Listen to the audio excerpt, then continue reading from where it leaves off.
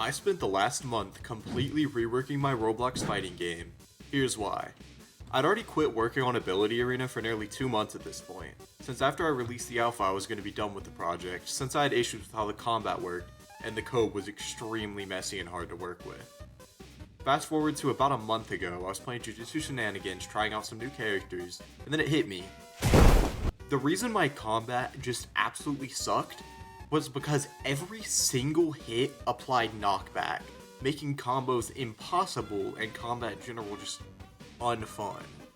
I did this because it was similar to Ability Wars, which is one of the main inspirations for this game. What I didn't realize is that it just made the combat feel absolutely awful, since my game's combat is far closer to a Battlegrounds game than it is to Ability Wars. To rectify this issue, I decided to completely rework combat, which also meant I needed to rework most of the game's code, since all of the abilities were built with this knockback system in mind, and also the code was just awful. What I decided to do from then on was completely delete all the abilities except for the basic fist ability. I now had the capacity to add new features, so I started on that. I then realized that my input code was so awful that I just needed to completely redo it. What I originally did was have the input tied to user input service, but I had to make multiple functions for each skill for that since I needed one for controller, keyboard, and mobile. What I decided to do instead was another solution that I learned a little while ago, just didn't implement it into this game because I was too lazy. It's called Context Action Service. I don't want to get into it too much, as I doubt anyone wants really super in-depth explanations, but I will show pieces of code on screen so you can read that if you're interested. After the input actually worked in a competent manner, the game was going to be far easier to port to consoles.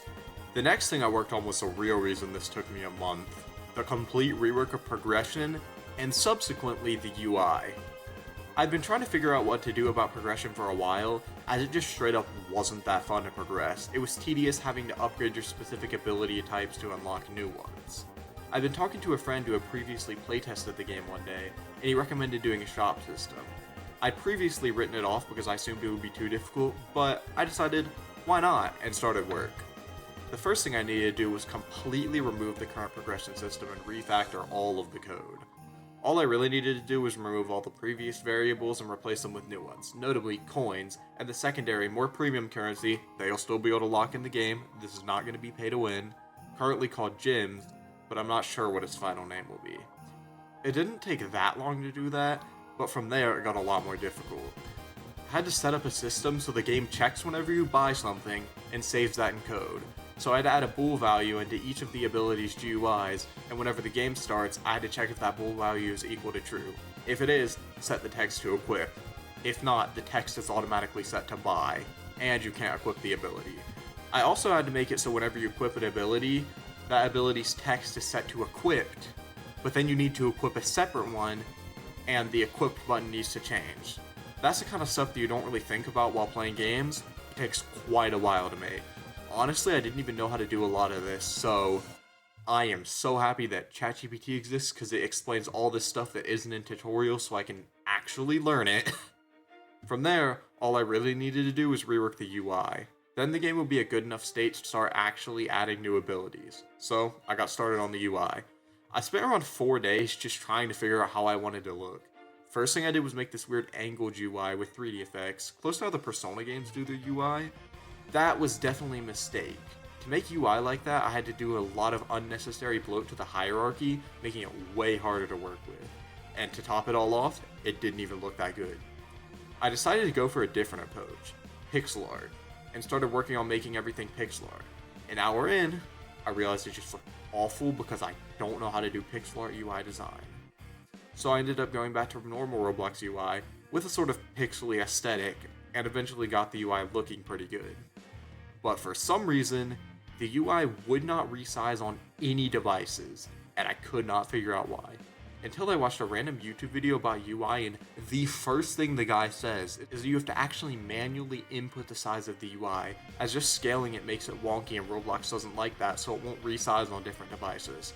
Once I got that figured out, it was a walk in the park to finish everything up.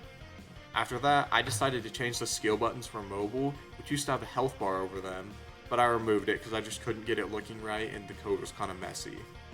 Once all the UI was finalized, I started working on the actual abilities.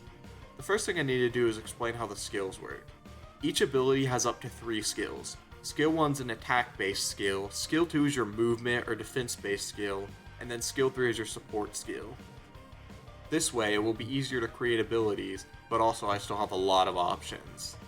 Not all abilities will have 3, but most of them will have at least 2, except for Fist. Fist only has 1 because it's the starter skill. The first ability I updated was Fist, as it just needed completely new animations, so I did that. After that, I gave it a new skill, as it previously just had one that was a stronger punch, so that just wasn't good. Now it also ragdolls enemies. Speaking of ragdolling enemies, I finally added ragdolls after like 2 months of development. No, wait, 4 months. That's just all about I've done this past month. Next devlog, I'm planning on adding far more abilities, adding a quest system, and making an actual proper map. Make sure to like and subscribe if you want to see that next video.